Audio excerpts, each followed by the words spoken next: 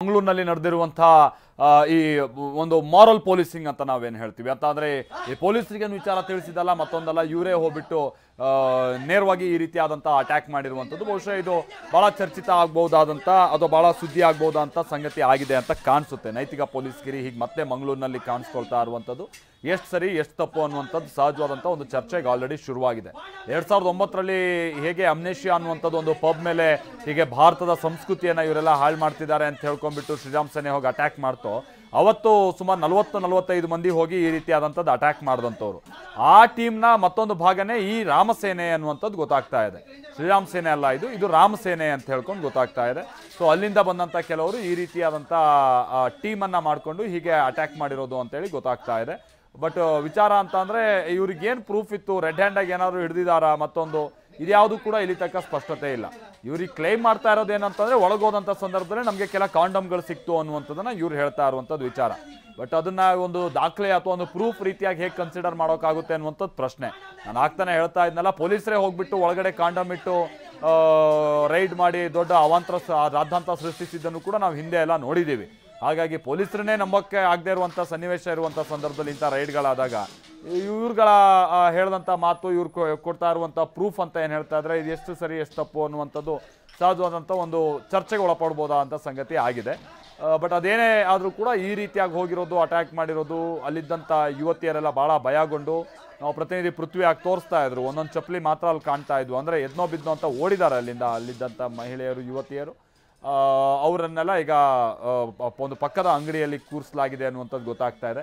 ಆಮೇಲೆ ಪಾಪ ಎಲ್ಲಿಂದ ಬಂದಿರ್ತಾರೋ ಆ ಯುವತಿಯರು ಇದಕ್ಕೇನಾದ್ರು ಈ ಥರದ ಕೃತ್ಯ ಆಗ್ತಾ ಇದ್ರೆ ಸೀದಾ ಈ ಮಾಲೀಕರು ಏನಾದರೂ ಇದ್ದರೆ ಅವ್ರನ್ನ ಪ್ರಶ್ನೆಗೆ ಒಳಪಡಿಸ್ಬೇಕು, ಅಂಥವ್ರನ್ನ ಸ್ಥಳಕ್ಕೆ ಕರಿಬೇಕು. ಹೋಗಿ ಅಲ್ಲಿ ಹೊಟ್ಟೆಪಾಡಿ ಕೆಲಸ ಮಾಡ್ತಾ ಇದ್ದಂಥ ಯುವತಿಯರ ಮೇಲೆ ಅಟ್ಯಾಕ್ ಮಾಡಿದಂಥದ್ದು ಎಷ್ಟು ಸರಿ ಅನ್ನುವಂಥದ್ದು ಪ್ರಶ್ನೆ ಬರುತ್ತೆ. ಸುಧೀರ್ ಅನ್ನೋರು ಕಲ್ಲರ್ಸ್ಗೆ ಸಂಬಂಧಪಟ್ಟಾಗಿನ ಮಾಲೀಕರು ನಮ್ಮ ಜೊತೆಗೆ ಸಂಪರ್ಕದಲ್ಲಿದ್ದಾರೆ. ಸುಧೀರ್ ಅವರೇ, ನಮ್ಗೆ ಗೊತ್ತಾಯಿತು ನಿಮ್ಮ ಮಾಲೀಕತ್ವದ ಒಂದು ಸಲೂನ್ ಮೇಲೆ ಅಥವಾ ಮಸಾಜ್ ಸೆಂಟರ್ ಮೇಲೆ ಅಟ್ಯಾಕ್ ಆಗಿದೆ ಅಂತ ಹೇಳ್ಕೊಂಡು ನೀವಿದ್ದೀರಾ ಆ ಜಾಗದಲ್ಲಿ, ಈಗ ಏನಾಯ್ತು? ಸರ್, ನನಗೆ ಇದು ಕಂಪ್ಲೇಂಟ್ಗೆ ಬಂದಿದ್ದೇನೆ. ಎಲ್ಲಿ? ಹಲೋ, ಎಲ್ಲಿದ್ದೀರಾ? ಕೇಳ್ತಾ ಇದೆಯಾ? ಕೇಳಿಸ್ತಾ ಇದೆ, ಹೇಳಿ ಸರ್, ಹೇಳಿ ಸರ್. ನನಗೆ ಎಕ್ಕೋ ಆಗ್ತಾ ಇದೆ. ಓಕೆ, ಈಗ ನಮಗೆ ಕೇಳಿಸ್ತಾ ಇದೆ, ಹೇಳಿ ಸರ್. ಹಾಂ, ನಾನು ಆ್ಯಕ್ಚುಲಿ ಬ್ಯಾಂಕ್ ಹೋಗಿದ್ದೆ. ಓಕೆ, ಬೆಳಿಗ್ಗೆ ಅಷ್ಟೊತ್ತಿಗೆ ಒಂದು 10:30-11 ಆಗಿರ್ಬೇಕು. ಹಾಂ, ಅಷ್ಟೊತ್ತಿಗೆ ಇವರು ಆಫೀಸಿಂದ ಫೋನ್ ಮಾಡಿದ್ರು, ಸರ್ ಈ ಥರ ಹೊಡಿತಿದ್ದಾರೆ ಅಂತ. ಯಾರು ಹೊಡಿತಿದ್ದಾರೆ ಅಂತ ಹೇಳಿದ್ರು. ಗೊತ್ತಿಲ್ಲ ಸರ್, ಒಂದು 10-20 ಜನ ಬಂದಿದ್ದಾರೆ, ಎಲ್ಲ ಹೊಡೆದಾಗ್ತಿದ್ದಾರೆ ಹಾಗೆ ಅಂತ ಹೇಳಿದ್ರು. ನಾನು ಕೂಡಲೇ ನನ್ನ ಫ್ರೆಂಡ್ಸ್ ಎಲ್ಲ ಫೋನ್ ಮಾಡಿದ್ದೆ. ಹೋಗಿ ನೋಡಾಗ ಅವ್ರು ಯಾರು ಇರಲಿಲ್ಲ, ಯಾರು ಬಂದಿದ್ರಲ್ಲ 12 ಜನ, ಅವರು ಹೋಗಿದ್ರು. ಸೊ ಇವರೆಲ್ಲ ಗಾಬರಿ ಆಗಿದ್ದಾರೆ, ಇವರು ಸ್ಟಾಫ್ಗಳೆಲ್ಲ ಗಾಬರಿ ಆಗಿದ್ದಾರೆ. ಅವ್ರ ಮೇಲೆ ಕೈ ಹಾಕಿದ್ದಾರೆ, ಅಂದ್ರೆ ಎಳ್ದಿದ್ದಾರೆ, ಅವ್ರ ಮೊಬೈಲ್ ಹೊಡೆದು ಹಾಕಿದ್ದಾರೆ, ಗ್ಲಾಸ್ ಎಲ್ಲ ಹೊಡೆದ. ಕೇಳುವಾಗ ಏನು ಹೇಳ್ತಾರೆ, ನೀವು ದಂಧೆ ಮಾಡ್ತೀವಿ. ಸರ್, ನಾವ್ ಯಾಕೆ ಸರ್ ಮಾಡ್ಬೇಕು ಸರ್? ಅದು ಸಿಟಿಯಲ್ಲಿದ್ದು ಅವರು ಅದು ಬೇರೆ. ಅವರೇ ಕಾಂಡಮ್ ತಂದು ಇವರು ಮುಚ್ಚಿಟ್ಟಿಗೆ ಬಿಸಾಡಿ, ಯಾರು ನಮ್ಮ ಸ್ಟಾಫ್ ಮೇಲೆ ಬಿಸಾಡಿ ನೀವೇ ಇದೆಲ್ಲ ಮಾಡ್ತೇವೆ ಅಂತ ಹೇಳ್ತಿದ್ದಾರೆ ಸರ್ ಅವರು. ಈಗ ಬಹುಶಃ ಸುಧೀರ್ ಅವರೇ, ಅವ್ರ ಹತ್ರ ಇರೋ ಪ್ರೂಫ್ ಅಂತಾನೆ ನೀವು ಹೇಳ್ದಂಗೆ ಕಾಂಡಮ್ ಇಟ್ಟಿದ್ದಾರೆ ಅನ್ನುವಂಥದ್ದು ಒಂದು ವಿಚಾರ. ಅದು ಇತ್ತ ಅಲ್ಲೇ ಕಾಂಡಮ್ ಅಥವಾ ಇವ್ರು ತಂದು ಬಿಸಾಕಿರೋದಂತ ನಿಮ್ಮ ಆರೋಪನ ಏನ್ ಸುಧೀರ್? ಅವರೇ 100% 100% ಅವರೇ ತಂದು ಹಾಕಿರೋದು. ಯಾಕೆ ನೋಡಿ, ಈಗ ನಾನು ಕಳ್ಳ ಹಾಕಿದ್ರೆ ನಾನೇ ಮುಂದೆ ಇಡ್ಬೇಕು ಅದನ್ನ. ಅಷ್ಟು ಮುಂದ್ಗಡೆ ಯಾರು ಇಟ್ಟಿರ್ತಾರೆ ಹೇಳಿ? ಬೆಡ್ ಮೇಲೆನೆ ಇವೆ ಅವು. ಅದು ಬೆಡ್ ಮೇಲೆ ಅದನ್ನ ಅದು ಪಕ್ಕದ ಹುಡುಗಿ ಟೀ ಕುಡಿತಾ ಇದ್ಲು. ಅಲ್ಲಿ ನೋಡಿ ಗ್ಲಾಸ್ ಇದೆ ನೋಡಿ,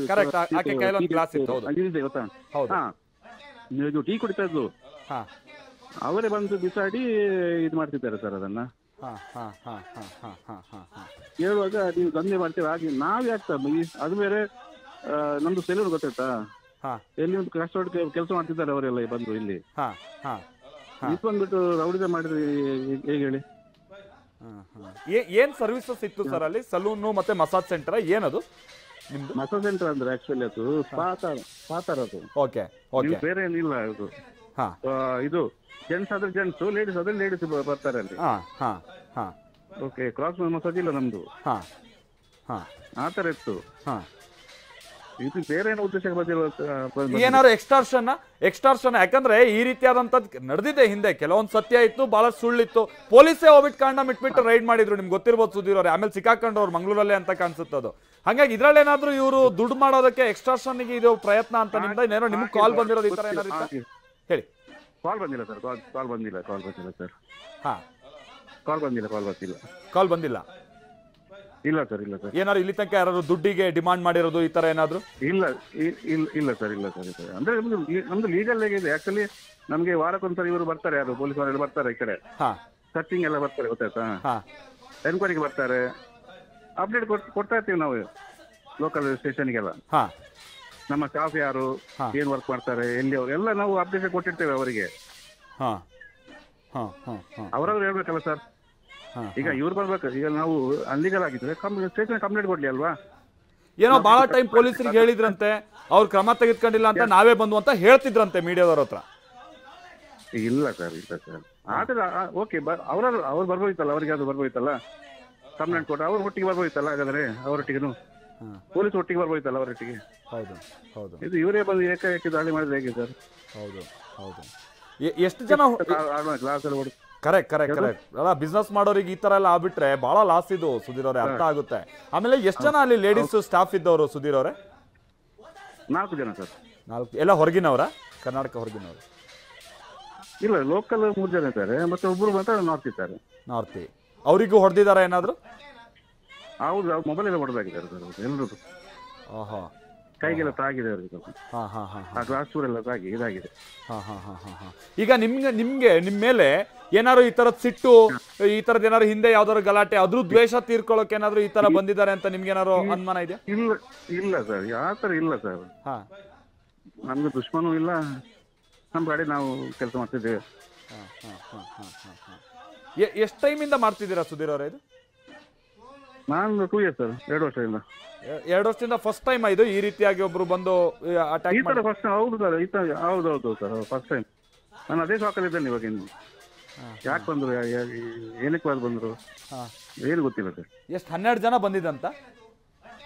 ಆಲ್ಮೋಸ್ಟ್ 12 ಜನ ಇದ್ರು. ಅದೇ ವಿತಿನ್ 5 minutes ಎಲ್ಲ ಈ ಥರ ಆಗಿದೆ ಕೆಲಸ ಸರ್, ಬಂದಾಗಿದೆ ಸರ್ ಅವರು. ಅದೀಗ ಪೊಲೀಸ್ ಎಲ್ಲ ಬಂದು ಇದನ್ನು ಮಾಡಿ ಹೋಗಿದ್ದಾರೆ. ಮಾಡ್ತೀನಿ ಸರ್ ನನಗೆ ಇಲ್ಲಿ. ಸರ್, ಈ 12 ಜನ ನಿಮ್ಗೆ ಯಾರು ಪರಿಚಯದವ್ರು ಇದ್ದಾರಾ? ಹೆಸರು ಗೊತ್ತಾ? ಇಲ್ಲ ಸರ್, ನಾನು ಮಾಡ್ತೇನೆ ಸರ್. ಒಂದು ನಿಮಿಷ ಇಲ್ಲಿ ಸ್ಟೇಷನಲ್ಲಿ ಇದ್ದೇನೆ, ಕಂಪ್ಲೇಂಟ್ ರಿಜಿಸ್ಟರ್ ಮಾಡ್ತಾ ಇದ್ದೇನೆ.